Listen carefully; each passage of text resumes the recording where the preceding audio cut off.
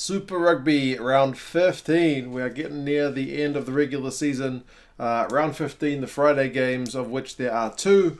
Got a New Zealand team hosting a Australian team with the Chiefs and the Reds, and then the Brumbies hosting the Bulls, which is kind of a different game, I guess, because if you look at the Chiefs and the Reds, that's fifth up against fourth in their two respective conferences, whereas Brumbies Bulls is number one against number one. So, very interesting games. Before I crack on, I will just say thank you to the guys who voted for me in that link I sent through yesterday from the video. Trying to get myself number one spot in a competition to hopefully get some gear for the channel, perhaps a camera. I think I'm in second spot on the voting, so if you haven't voted yet and are willing to do so, please, I'll put the link in the description and pin a comment with it. If you don't mind, click on the link, click the blue vote button, see if we can get me up a little bit. But yeah, thank you. It's like almost 500 of you guys who have voted the last time I checked, so awesome. Thank you so much for that, including guys like fellow rugby YouTubers, G-Man, Gareth Mason, he dropped me a vote. Likewise with Driving Mall, the Imbiber. I'll have to link to all those guys' channels as well. Plenty of good rugby content. So yeah, thank you guys so much for those votes.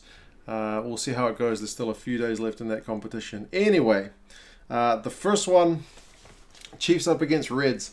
Like I said, it is two teams kind of towards the bottom of the barrel. But that being said, the barrel, this competition doesn't have that much between the teams in the lower end of the playoff spots and the bottom of the table, kind of excluding the Sunwolves. I'll have to sit down and do the maths at some point to see what exactly these teams need to do to make it. I'm still pretty sure that if teams go on a massive run, they can still make it. Stand to be corrected if any of you guys have done the maths on that. But the Chiefs and the Reds, no matter what, definitely both need a win here. And interestingly, they're both resting their key guys in the midfield. So Anton Leonard-Brown is being rested for the Chiefs. Samu Kerevi is being rested for the Reds. So slightly a makeshift midfield for both of these teams. Perhaps the Reds targeting other games than an away trip to New Zealand. I don't know, because Kerevi has been a standout player for them. But then likewise has ALB been for the Chiefs. Often when the Chiefs haven't been good this season, that guy has still looked really phenomenal. So, very big games.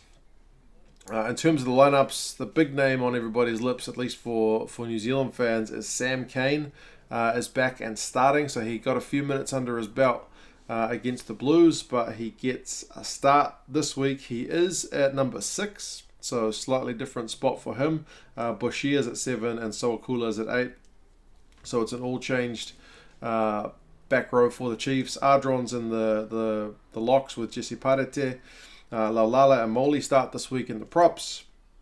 Sean Stevenson's on the right wing. Alamalo still at fullback. Nankivell is the guy who's got the big boots to fill from ALB.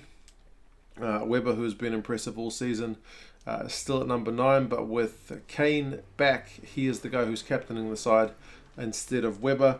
The Reds, not quite as many changes. You guys based in Queensland will have to give me the inside word on this guy, Seb Willerman. He's in at 13. I think it's his Super Rugby debut, so I don't know much about him. If you guys have got any information, please do let me know what kind of player he is. Duncan Paiawa is in Kerevi's shoes at number 12, so a guy with a bit more experience there, still relatively young. Hoopert is also back in place of JP Smith. So Isaac Rodder is captain this week for the Reds. Matt McGahn continues on at fullback, and he was pretty good. And I think it was his first Reds game last week as well. So still plenty of experience on the bench with the likes of Higginbotham.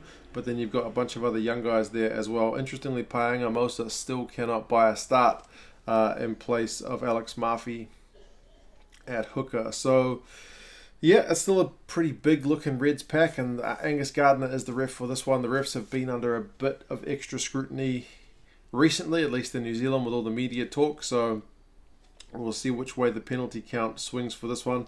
But yeah, realistically, in terms of the game, both sides really need to win. 5 wins and 7 losses against 4 wins, 2 draws and 7 losses. So 7 losses being the key.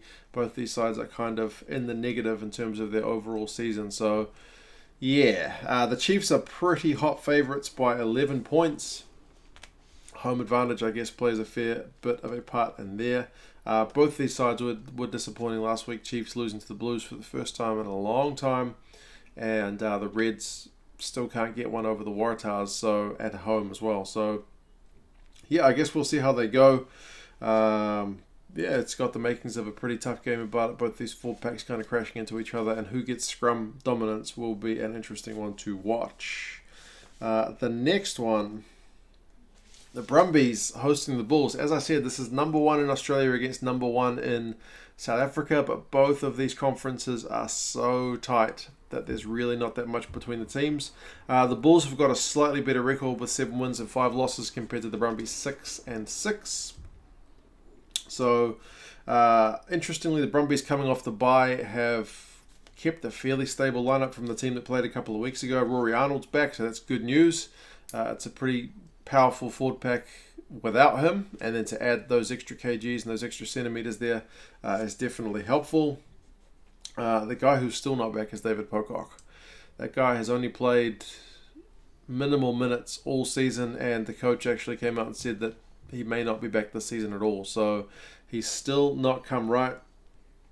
Speaking of guys who are out, but this time it's one that's back, it's Rob Valtini.